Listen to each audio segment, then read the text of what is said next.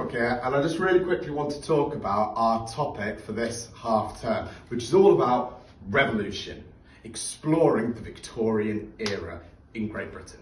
So on the board are just a couple of the things that we're going to be focusing on this half term. So we'll be exploring chronological events, mainly through the use of timelines. We'll be investigating the lives of the Victorians, all the way up to the royal family down to the regular folk in the city centres. We'll be researching the famous Victorian artist William Morris, and we'll be discussing the changes through Britain over time, how our life is different to that of a Victorian Britain. Now, for those of you at home, a great way to research this would be to maybe look into the Victorian royal family. Maybe produce a family tree, starting with Victoria and Prince Albert. Or you could have a look at the artist William Morris. Maybe you could try and mimic some of his work at home using his texture and patterns. Or maybe you could have a look at some of the jobs that Victorian people had. Maybe look at what it would be like to be a chimney sweep. Children of our age going and working in really grim and horrible conditions. This is only just a quick, brief look at what we'll be looking at as part of our topic this term. Bye for now. Good afternoon everyone, Mr. Screwcock here, and today I'm just going to briefly talk about what our Year 5 Griffins will be looking at in maths this half term. So firstly, we're going to be finishing off our work on fractions by multiplying proper fractions and mixed numbers by whole numbers supported by materials and diagrams. We will hopefully get this all finished within the next week or so.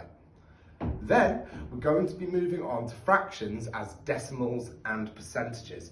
So this will include reading and writing decimals as fractions, and to recognise and use thousandths and relate them to the tenths, hundredths and decimal equivalents.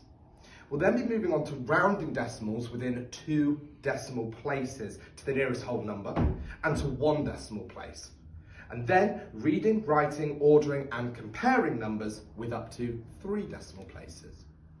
Finally, we're moving on to recognising the percent symbol and understanding that percent relates to number parts of 100, and write percentages as a fraction with the denominator too, as a decimal fraction.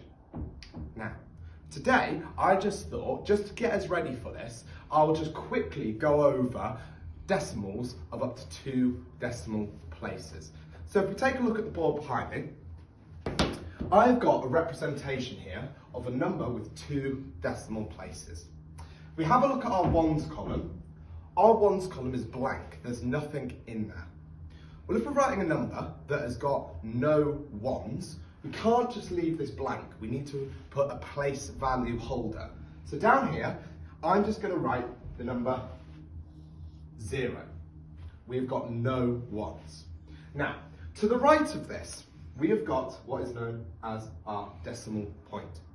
This is a constant when we use decimal numbers. It is always to the right of our ones. If we remember our place value columns that we looked at the very beginning of the year, we have our ones, then we have our decimal point. To the right of the decimal point, we have our tenths. Then to the place to the right of the tenths, we have our hundredths. Notice the th sound at the end. To the left of ones, we have tens. To the right of our decimal point, we have tenths, then hundredths. Now, if we look at our representation, I have got 1/10. So in the space to the right of my decimal point, I'm going to write a 1. Then in our hundredths column, I have got 2 representations. So I've got 2 hundredths. So in this column, I'm just going to write a 2. Now if we look to my number sentence on the right hand side of the board, I have got no ones. So up here I would write, I have got 0 ones. I've then got 1 lot of tenths, so I've got 1/10, and I have got 2 hundredths. Now, let's take a look at one more problem. Here I've got 4 number sentences, 4 number problems, and they relate to our 4 values on the side. 46.2, 2.64, 46.02 and 40.46. We are going to match up these values to our sentences on the left-hand side. So let's take a look at the first sentence. My number has the same amount of tens as tenths.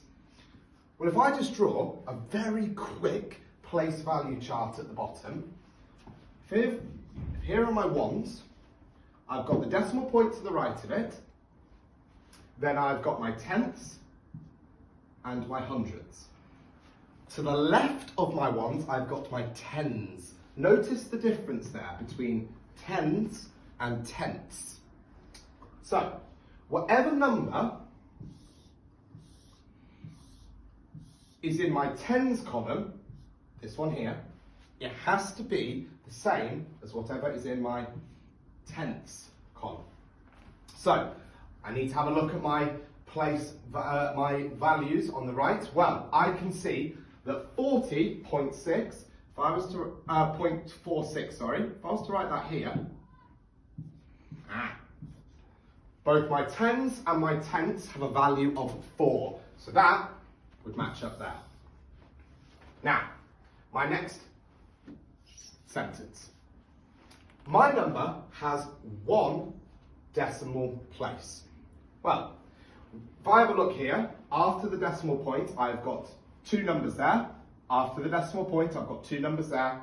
After the decimal point, I've got 2 numbers there. The only value that has got 1 number after the decimal point is 46.2. So they're a pair. Next, my number has 2 hundredths.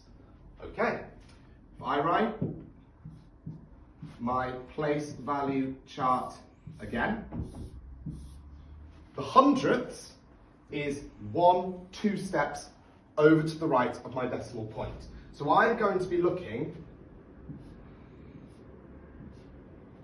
at the second digit after the decimal point.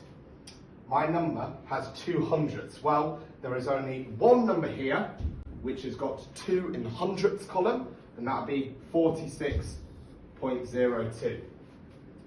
Finally, my number has 6 tenths.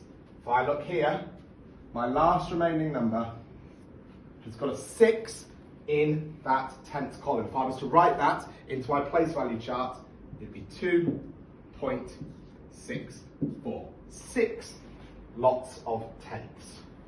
So they pair up like that. This is just a brief look at what we're going to be looking at in Spring 2. Take care for now.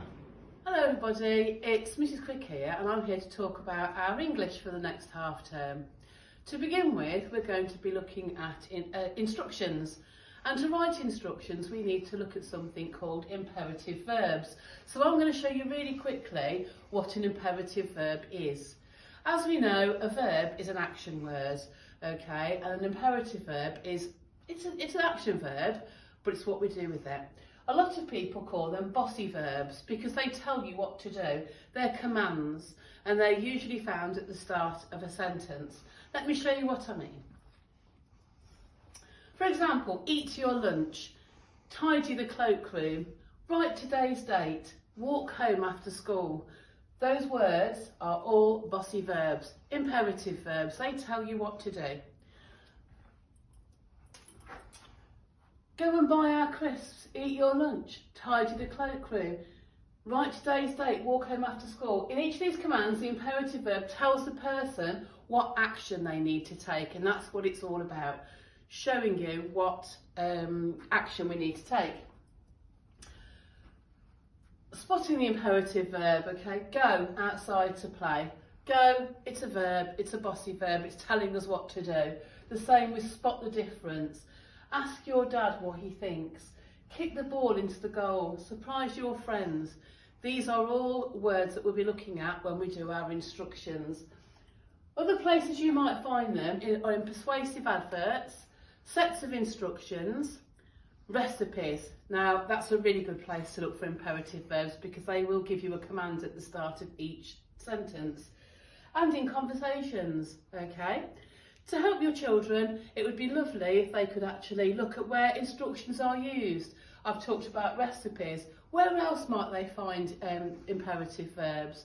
See if they can collect some examples. That would be a really good start.